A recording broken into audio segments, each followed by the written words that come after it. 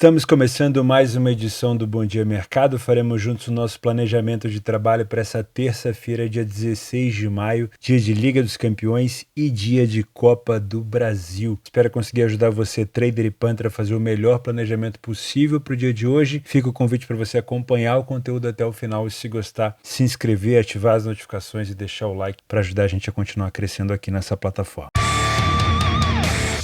Começamos o nosso planejamento de trabalho dessa terça-feira falando sobre Inter e Milan, jogo da volta das semifinais da Liga dos Campeões, para definir qual time italiano estará na Turquia para disputar essa final com ou Real Madrid ou Manchester City. Jogo da ida 2-0 para a Inter e ficou barato para o Milan. Para quem assistiu esse confronto, viu que a Inter perdeu gols na cara, teve bola na trave, teve muito mais próximo de, vamos dizer assim, definir o confronto no primeiro jogo do que o Milan. O Milan entrou sem o seu principal jogador, o Rafael Leão, inclusive saiu notícias de que o Rafael Leão vai renovar com o Milan por mais, se eu não me engano, 4 temporadas. Eu, sinceramente, quem sou eu, né? Mas na minha humilde opinião, o talento do Rafael Leão nesse momento poderia ser muito melhor aproveitado numa equipe que o dê um pouco mais de condição, tá? Coletivamente falando, o Milan, óbvio, é um time gigantesco de história, mas talvez hoje não tenha um coletivo à altura das grandes equipes europeias. Mas enfim, Rafael Leão provavelmente escolheu ficar, ali é o destaque do Milan e ali deve permanecer por mais 4 ou 5 temporadas. Pelo menos por enquanto foi o que disse os amigos da imprensa, né? Comentaram sobre isso. Então, nesse jogo de ida, na minha humilde opinião, ficou muito barato para o Milan e a ausência do Rafael Leão foi muito sentida. Esse jogo da volta, a gente dificilmente vai conseguir utilizar números. Eu poderia vir aqui com o meu PDF de apoio, fazer as nossas análises um pouco mais aprofundadas, mas, de novo, esse jogo é disputado no San Siro,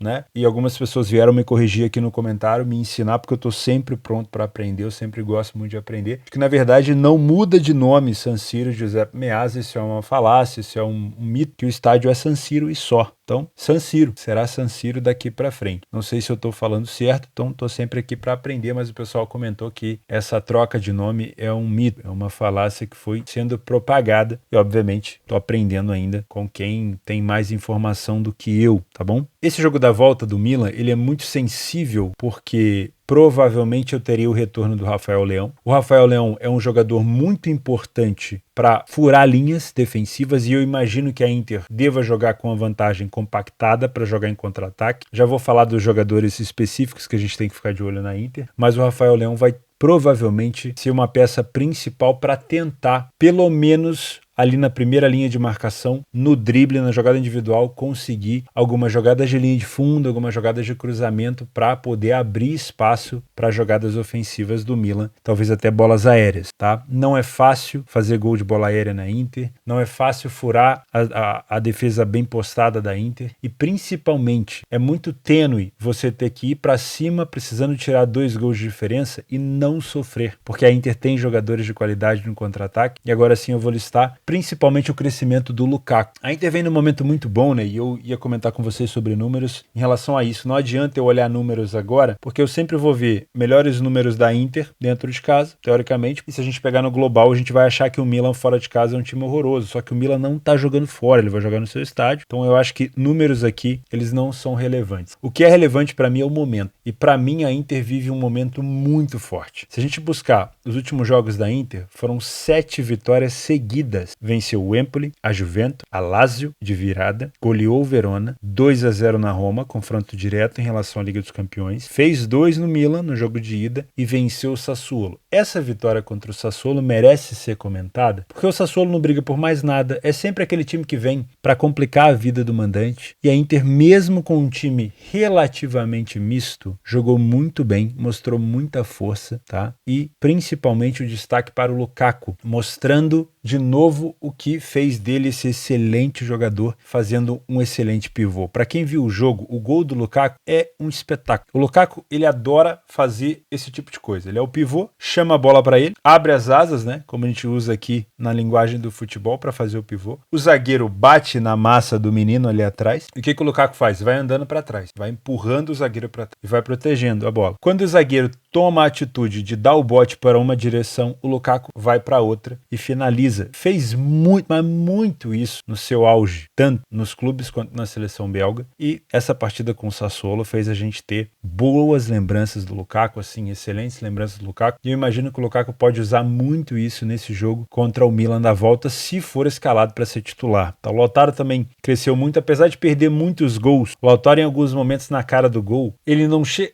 Eu não sei se eu diria soberbo, tá? Eu acho que a confiança dele é sempre muito grande, então ele tenta algumas coisas que poderiam ser feitas de maneira mais simples, tá? Eu acho que se o Lukaku fosse um atacante mais simples para resolver as jogadas, para não ficar tentando só encobrir goleiro o tempo todo ou driblar goleiro em algum momento, eu acho que ele faria mais gols, principalmente porque quando ele não faz, ele acaba entrando num limbo ali, numa zona de vários jogos sem marcar, e isso vai pesando emocionalmente, é um jogador muito emocional. Mas quando tá em boa fase, ninguém segura. Então, Lukaku numa ótima fase, Lautaro numa ótima fase e a Inter coletivamente numa ótima fase. Por isso eu acho que vai ser muito difícil pro Milan por aqui, não vou usar números, não vou ficar em cima do muro também, acho muito difícil o Milan recuperar essa classificação, mas vamos falar sobre trade. Qual é o cenário para trade nesse jogo? Muito provavelmente a posse não vai ser 70, 75% do Milan. Não adianta achar que o Milan vai ser o dono do jogo. Eu acho que a Inter vai ter sim seus momentos de controle de bola para tentar baixar o ritmo do Milan, a não ser que tome um gol muito cedo, tá? Acho que a Inter vai usar muito do contra-ataque para poder punir o Milan, caso o Milan tenha essa questão de linha tênue entre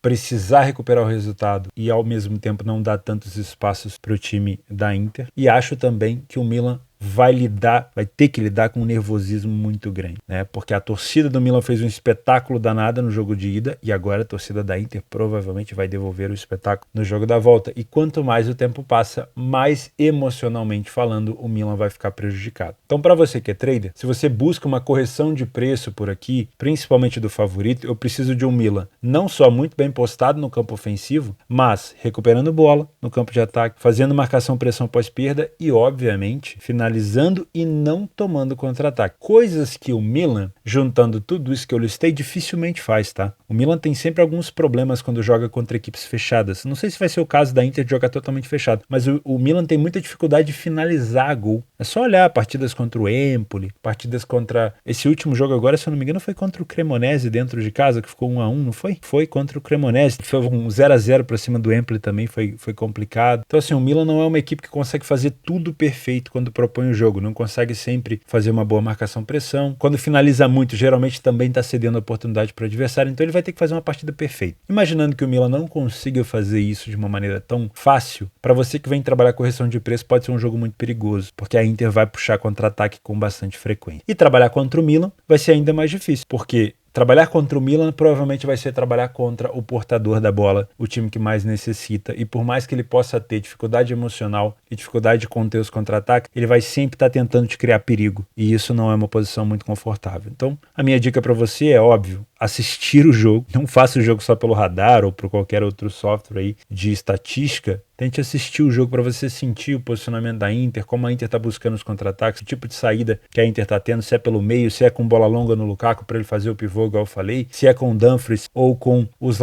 lateral esquerdo em ultrapassagem, né? Se é pelas pontas, para ter um pouco mais de percepção para gerir a sua posição, tá bom? Eu, como trader, viria completamente sem viés, esqueceria o primeiro jogo e tomaria muito cuidado com os contra-ataques da Inter. Se você é punter, eu não vou te indicar mercado de resultados porque a Inter não precisa vencer. É favorita, provavelmente vai punir o Milan no contra-ataque em algumas situações, mas não precisa da vitória, tá? Então eu gosto muito de pensar no mercado de gols. O primeiro de tudo é o over 1,5, porque não necessariamente por histórico e tudo mais, mas porque exige-se do Milan 2 gols, pelo menos, para poder deixar esse jogo vivo. Então o Milan terá que lutar e batalhar até o final do jogo. E a Inter sempre vai ter escapadas de contra-ataque. A Inter gosta de moldar o jogo ao seu estilo, né? Em alguns momentos acelera, em alguns momentos deixa o jogo um pouco mais lento, mas é muito provável que com o apoio da torcida a Inter não vá só se defender, ela também vai contra-atacar. Então gosto muito de pensar do over 1,5. Não duvido que a gente possa até ter mais do que 2 gols por aqui, mas acho que o over 1,5 é um cenário mais seguro. Pensando numa situação um pouco mais ousada, mesmo o mercado não acreditando, eu gosto desse ambas marcam, porque o Milan, se for cair, provavelmente vai cair atirando, tá? Provavelmente vai cair atirando. E se for cair atirando, provavelmente vai tentar marcar por aqui também. Então eu gosto também, se você é mais ousado, de pensar nesse ambas marcam sim. Vai ser muito difícil a tarefa do Milan, mas não é impossível, tá? Só que nesse momento, se for falar momento, eu acho que a Inter chega mais forte e a Inter sabe como ninguém utilizar o emocional do adversário a seu favor. Então o Milan vai ter que fazer o melhor jogo da temporada até agora, que o Milan ainda não mostrou para poder se classificar, tá bom?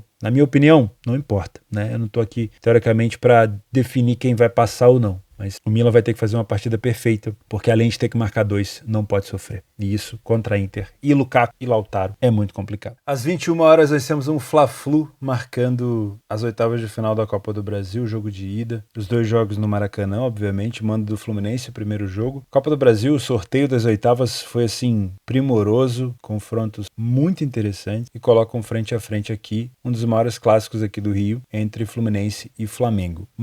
Hoje o momento é do Fluminense. Talvez jogue hoje o melhor futebol do Brasil. Algumas pessoas não concordam. Já tomei alguns xingamentos aqui nos comentários por falar isso. Mas realmente o Diniz está sendo exaltado nesse momento do trabalho. É um cara que merece, é um cara que já foi muito criticado, já fizeram muita piada. Eu já tive nesse bolo de fazer piada com o Diniz, comentando sobre a forma de sair jogando do Diniz, da insistência dele nesse tipo de jogo, mas tem que tirar o chapéu pro cara. Ele é um excelentíssimo treinador, não só em relação à parte tática, mas também gerindo pessoas. É um ser humano muito incrível, pelo que dá para perceber. E hoje o Fluminense chega num momento melhor. Hoje o pior do Flamengo está na defesa. E por mais que tenha vencido a última partida agora contra o Bahia, o Flamengo não vive um momento tão bom como o Fluminense. Na Copa Libertadores, ainda ameaçado de não conseguir se classificar, mas melhor do que o início, né? Quando perdeu para o Alcas fora de casa, já conseguiu recuperar um pouco. Conseguiu dar a volta também depois da chegada do Sampaoli no revés que teve na fase passada contra o Maringá. Era de se esperar que o Flamengo conseguisse essa recuperação. Conseguiu até com uma determinada tranquilidade, mas o Flamengo, depois da chegada do Sampaoli, melhorou em alguns aspectos, mas ainda precisa melhorar muito defensivamente. É um time que cede muita oportunidade para o adversário, e foi possível ver nesse último jogo contra o Bahia que o Flamengo ele saiu com os 3 pontos no Brasileiro, mas a torcida não ficou nada satisfeita com o desempenho da equipe, que com 2 jogadores a mais tomava a pressão do Bahia. O Bahia chegou a quase conseguir um empate no finalzinho com 2 jogadores a menos. O Flamengo poderia ter matado um jogo, mas abdicou de várias oportunidades contra uma equipe praticamente desfacelada dentro de campo. Então, defensivamente falando, dá para dizer que o Flamengo ainda tem muitos problemas. Por isso que eu acho que o Fluminense chega no melhor momento. Porém, é muito complicado você definir favoritismo num clássico como esse. Para mim, quando a gente tinha antigamente, né, o Flamengo numa fase melhor que o Fluminense, com cotações abaixo de 1,60, 1,70, né, jogando contra o Fluminense, eu já achava errado. Já cheguei a ver cotações do Flamengo em finais do Carioca contra o Fluminense a 1,25, 1,30. E por mais que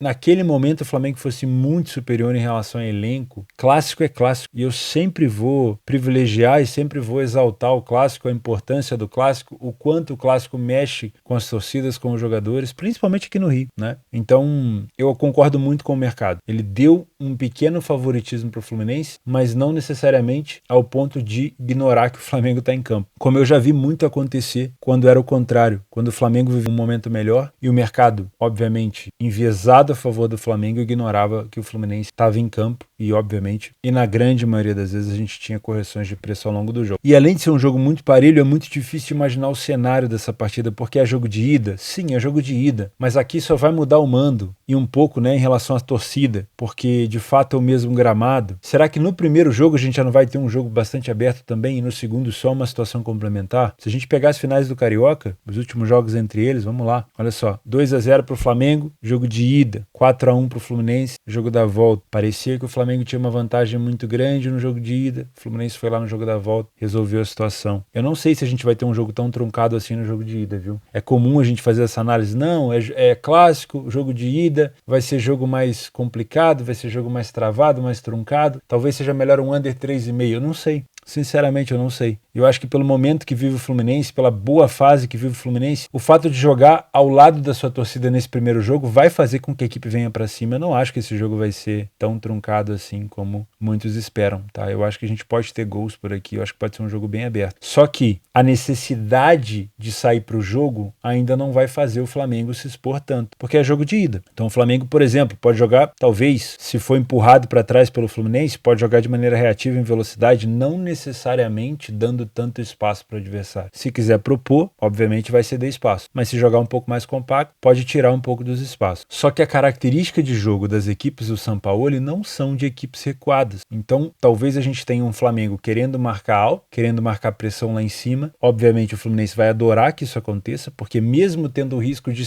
errar na saída de bola, caso não erre, o Fluminense sai na cara do gol depois de uma sequência de passes, principalmente em cima dessa defesa do Flamengo. Então, imaginando que a gente vai ter um Fluminense jogando ao lado da sua torcida, eu não acho que a gente vai ter um jogo tão truncado nesse jogo de ida. Eu acho que a gente pode pensar em gols. Acho a odd do over 1,5 esmagada. Acho que o mercado já está esperando gols por aqui. A gente pode ter sim 2 gols. 3 gols talvez seja um pouco exagerado na minha percepção, mas tem fundamento para isso. Não acharia o fim do mundo aqui um 2-1, 1-2 ou, né, uma situação talvez até de 3-0. Não acharia o fim do mundo pelas fragilidades do Flamengo em algum momento, ou pela possibilidade do Fluminense também errar saídas de bola, algum tipo de descontrole, mas eu acho que o over 1,5 no live é mais seguro. E se você for levar esse jogo pro live, eu gosto muito de pensar na seguinte questão. Deixa eu falar sobre trade primeiro, depois eu falo de punch, tá? No live, em relação a trade, vamos imaginar o seguinte cenário, aqui vai ficar um pouco mais fácil. Se eu olhar para essas duas equipes com essas cotações iguais, é óbvio que a gente vai pensar em correção de preço, tá? Correção de preço nada mais é do que você pegar a expectativa do mercado pré, que é de um jogo parelho, encontrar um jogo sendo não parelho, ou seja, uma equipe dominando, e obviamente a equipe que está sendo dominada vai ter a sua correção sendo corrigida, sua cotação sendo corrigida. Isso é correção de preço, é isso que a gente vai vir para trabalhar provavelmente. Porém, depende muito do estilo. O Flamengo, ele é uma equipe com o Sampaoli, provavelmente, que vai ter a intenção de jogar mais avançado, tentando marcar a pressão. Se o Flamengo fizer isso, ele tem essa possibilidade, né? Não necessariamente vai fazer. Mas se o Flamengo fizer isso, é tudo que o Fluminense quer. O Fluminense quer uma equipe que o ataca, o Fluminense quer uma equipe que o marque alto, ou seja, que tente pressionar na saída de bola, para que, sem dar chutão, o Fluminense construa suas jogadas para sair na cara do gol. O Diniz já falou isso dezenas de vezes, não só nos trabalhos do Fluminense, não só dessa vez que passou pelo Fluminense, da outra vez também. Então, se o Flamengo quiser marcar pressão na saída de bola, teremos um jogo aberto e, consequentemente, teremos um jogo perigoso para match odds, porque eu posso ter um Fluminense chamando o Flamengo, já que o Flamengo está querendo marcar pressão, chamando o Flamengo para cima para poder contra-atacar. Então eu vou ter um time avançado em campo, que é o time do Flamengo, o visitante entre aspas, e o time mandante sendo pressionado, quase que dando a impressão de que está sendo sufocado, mas é o seu estilo de jogo. Ele vai conseguir buscar, se não errar na saída de bola, uma jogada de cara a cara com o goleiro. Então, é muito perigoso para trabalhar match odds, para trabalhar correção de preço, porque eu vou estar enviesado de que o Flamengo vai estar empurrando o Fluminense para trás, só que na verdade é o Fluminense que está fazendo isso. Então é um jogo extremamente perigoso. E por que também é perigoso? Porque mesmo que eu já saiba que o time do Fluminense está fazendo isso de propósito, se eu quiser ir contra o Flamengo, eu posso ter um Fluminense errando na saída de bola, porque os erros acontecem, não adianta, tá bom? Então o Fluminense, quando ele assume jogar desse jeito, ele assume um risco. E todo risco tem uma recompensa, mas tem um risco, tá bom? Então match odds nesse jogo pode ser muito complicado. O que pode favorecer o match odds nesse jogo é o Flamengo talvez ter uma iniciativa de não marcar alto, de esperar o Fluminense para jogar no contra-ataque. E aí, se o Fluminense conseguir neutralizar esses contra-ataques, pode ser interessante trabalhar correção de preço. Agora sim, se você é punk, não vou te indicar mercado de resultados, por mais que o momento do Fluminense e o fato dele jogar ao lado da torcida me indique que talvez uma dupla chance para o Fluminense tenha valor, tá? Eu acho que enquanto o Flamengo tiver problemas defensivos, o Flamengo sempre vai sair com um passo atrás do que o seu adversário. Mas tem evoluído na bola aérea, mostrou isso contra o Bahia. 3 gols foram de bola parada, 2 foram de bola aérea. O Davi Luiz finalmente desencantou, mas o Fluminense também tem uma excelente bola aérea. Dá pra gente ficar de olho nisso. Então, eu sinceramente sinceramente prefiro não te indicar mercado de resultados, acreditando que pode ser um jogo um pouco mais aberto do que a maioria das pessoas possam imaginar, porque, como eu falei, o Fluminense joga o primeiro jogo ao lado da sua torcida e faz um barulho danado a torcida do Fluminense nesse bom momento da equipe. Eu gosto de pensar no over 1,5 no live, principalmente se o Flamengo marcar alto. Então, se você estiver vendo o jogo, o Flamengo está fazendo essa marcação alta, tentando atrapalhar a saída de bola do Fluminense, teremos muito provavelmente um jogo aberto. Não necessariamente as chances serão concluídas em gol, mas provavelmente essas chances irão aparecer, tá bom? Aí sim, talvez até pensaria num over 2,5 se esse cenário estiver acontecendo. Ah, mas é jogo de ida, tem tudo para ser truncado e 0-0. Eu falaria isso se o momento do Fluminense não fosse tão bom e se o Flamengo não tivesse com grandes problemas defensivos, tá? Mas, de novo, sendo clássico, eu não uso o momento para definir favoritismo. Não fiz isso quando o Flamengo era extremamente superior em relação ao elenco e quando o mercado embalou nessa odd do Flamengo tão esmagada contra o Fluminense naquela época, e não é agora que eu vou fazer. Então, por mais que a gente tenha talvez um momento do Fluminense melhor, é clássico. E clássico é sempre muito complicado. Para mim, tá certo o mercado aqui de não definir um lado de maneira tão lógica, né? De maneira tão óbvia. Eu acho que é um jogo mais tendendo a ser parelho do que com o favoritismo, mas que pode ser aberto, dependendo da estratégia do meu amigo Sampaoli. Se for marcar pressão o Fluminense, que é tudo que o Fluminense quer, o Fluminense vai aceitar correr esse risco. E caso consiga sair do momento de pressão de uma maneira positiva, vai levar muito perigo para o Flamengo, tá bom? Então acho que vão ser 2 confrontos abertos se o São Paulo optar por esse estilo. Agora, se o São Paulo recuar o time e trazer o Fluminense para cima, aí eu não sei. Aí a gente pode ser um jogo um pouco mais complicado. Nos jogos extras dessa terça-feira, começamos às 11 da manhã com o Sivasspor e Casim Passa. Sinceramente, eu poderia ter trago esse jogo para gols, mas não é um jogo de importância para nenhuma das duas equipes. Tá? Sinceramente, achei um jogo assim sem tanta relevância, principalmente para o Sivasspor, que é uma equipe que hoje está enfrentando o Fenerbahçe nas semifinais da Copa da Turquia. O jogo da volta é no dia 23, se eu não me engano, desse mês. Falta um tempinho ainda tem um confronto contra o Galatasaray, mas eu não sei de fato se o time do Sivasspor está tão interessado, tá? Desde que jogou contra a equipe do Fenerbahçe, o jogo onde eles empataram 0-0, no jogo antes dele, ele tinha perdido para o próprio Fenerbahçe no Campeonato Turco e depois perdeu para o Amranyaspor fora de casa por 4-1. Então, talvez se no live você identificar uma desatenção, um time que não está tão interessado, pode até se tornar um jogo para gols, tá? Mas, por enquanto, eu manteria ele como possível jogo extra. O líder na Noruega, o Bodø Glimt, pega o Tromsø, acho que é assim que se fala, com quase 100% de aproveitamento. O Bodø Glimt tem 3 vitórias em 3 jogos fora de casa e o Tromsø tem 1 vitória em 3 jogos dentro de casa. É um time, obviamente, favorito. Das últimas vezes que se enfrentaram, quando visitou a equipe do Tromsø, o Bodø Glimt venceu uma por 3-2 e perdeu a outra por 3-2. Então, se for fazer esse jogo, espero que você tenha disponibilidade para assisti-lo ao vivo, porque por mais que a fase do Bodø Glimt seja melhor, me parece um jogo um pouco mais complicado, e quando eu digo complicado, podendo atender a gols. Valendo ainda a liderança do campeonato turco, o Galatasaray enfrenta um Istanbulspor que também não briga por praticamente mais nada na competição, tá? Então, é um jogo praticamente de um time só, a não ser que o Galatasaray queira se complicar. Dá para buscar esse back o Galatasaray? Sinceramente, acho que sim. Como o Fenerbahçe acabou se complicando, a distância do Galatasaray para o Fener abriu 5 pontos. Eles ainda se enfrentam, se eu não me engano, na última rodada. Faltam 4 jogos para acabar a competição, contando obviamente com esse jogo do Istanbulspor. E sinceramente, acho que o Galatasaray não perde esse campeonato, a não ser que, como eu falei, queira se complicar. E esse é o tipo de jogo onde ele só se complica se quiser, tá? O Istanbulspor tem uma defesa frágil, com 58 gols sofridos. Somente o Ataspor, que já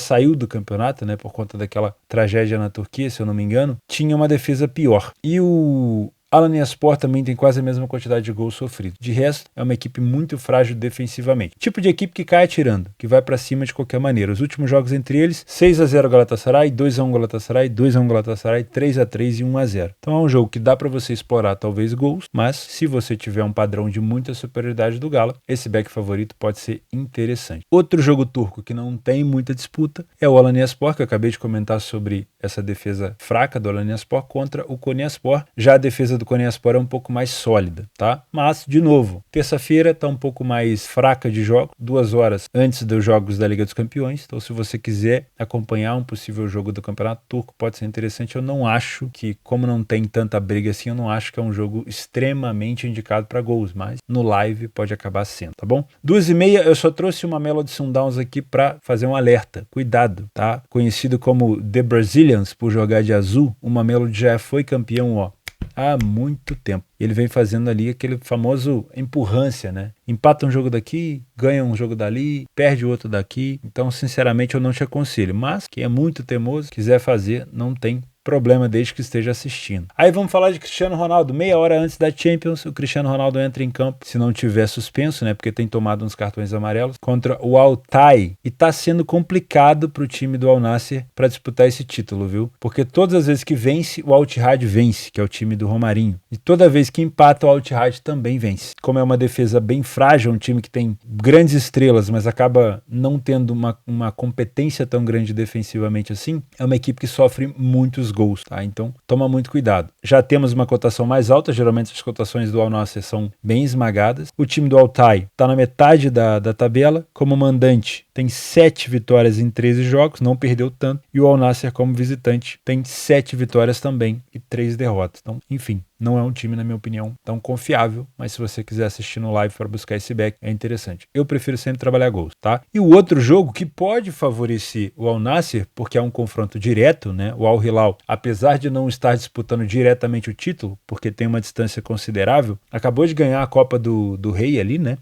Da Arábia Saudita. É um time forte, teve no Mundial de Clubes e pode complicar a vida do Al Ittihad. Se o Al Ittihad não vencer, se por acaso ele perder por aqui e o Al Nassr vencer, volta a 2 pontos de diferença dos dois, né? Do líder e vice-líder. Mas aí a gente vai ter que, obviamente, não só o Al Ittihad perder para o Al Hilal, mas o Al Nassr também fazer a parte dele. Esse jogo aqui eu não sei o que eu te indicaria, eu acho que é mais um jogo para live, tá? Geralmente ali os jogos da Arábia Saudita tem acréscimos muito longos, no mínimo 10 minutos às vezes quando o favorito tá perdendo, né? Típico de ligas com dinheiro, né? E por último, à noite, Libertad, líder do Paraguai contra o Guairenha. Libertad fora de casa é um dos melhores visitantes, tem 5 vitórias em 8 jogos. O Guairenha é um dos piores mandantes da competição, tem 5 derrotas em 8 jogos. Das últimas vezes que eles se enfrentaram, o Libertad venceu 4, perdeu apenas uma, então talvez valha a pena ficar de olho nessa vitória do Libertad. Eu vou ficando por aqui, muito obrigado pela tua companhia. Se você quiser se inscrever agora nesse canal, vai ser um grandíssimo prazer ter você por aqui. Não esquece, aqui embaixo teoboss.com, sorteio de Pix todos os dias de R$50, pagos praticamente de maneira imediata. São quase,